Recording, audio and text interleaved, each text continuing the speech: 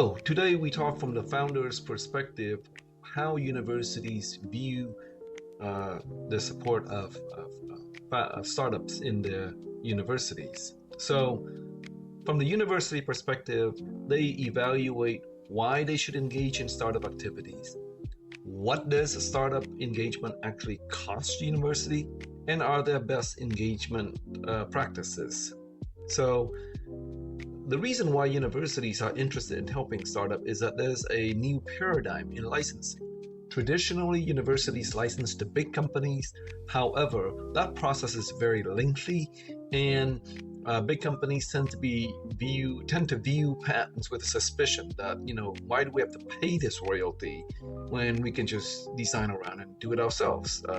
That's basically the theory behind they call efficient infringement hypothesis. The other trend that's really driving this is that the faculty and the student body they are very excited about launching new ventures, that it makes them, excited about new business opportunities. So the universities view this with a cost perspective, right? What's the economic benefits? Number one, the states are interested in innovation communities, incubators, research parks, and economic development offices. The universities also measure the strength of the innovative research based on startup metrics. The federal government is also in favor of startups because they have I-Corps, they have the small business research grants and STTR grants and F Works, for example. And so these optimistic reasons drive the universities toward active participation as a startup launching pad. However, there are costs for the university. So when they license a startup, they have to go and file a patent, and because of that, they incur a fair amount of patent expenses. As an example, Colorado University between 2017 and 2021, they spent about $1.7 million in patenting expenses. Those are not numbers to snicker at, right? In one case, the licensee controlled the patent prosecution, and it absorbed every resources that the university had to offer, such as venture development fund supports, asset development fund supports. They also incur the patent cost of around $150,000 in unpaid patent expenses spent at the direction of the licensee. The income was that there was a payment plan that was developed, but ultimately it will terminate.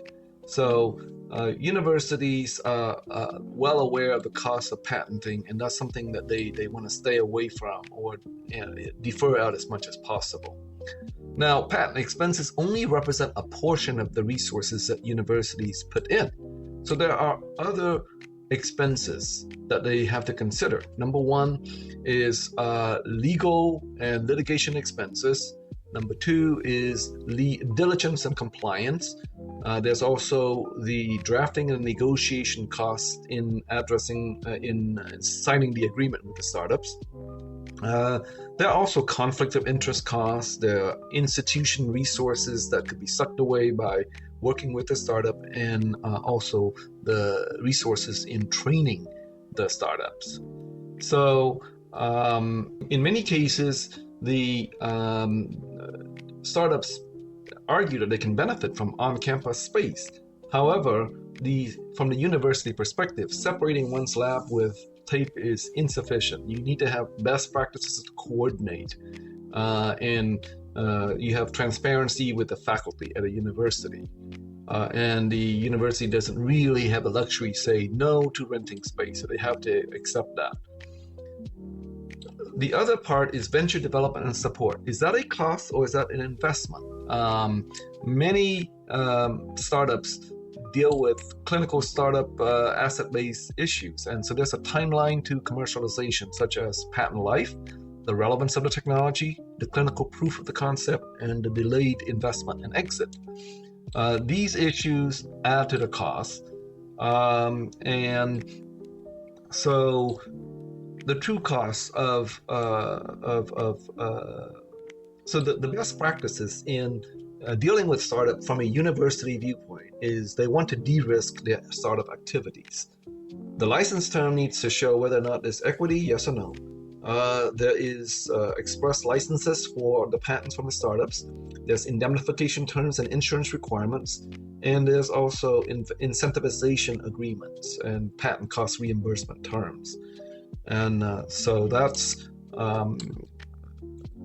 specifically for bio startups. There's also extra regulatory concerns and support. There's also infringement insurance. Now, is there an issue of whether or not the startup should perform a freedom to operate and whether or not there's any infringement possibility?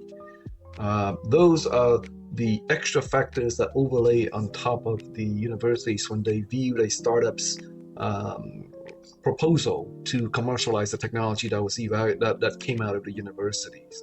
So hopefully, from a founder's perspective, you find this discussion helpful in understanding what's going on from the university perspective.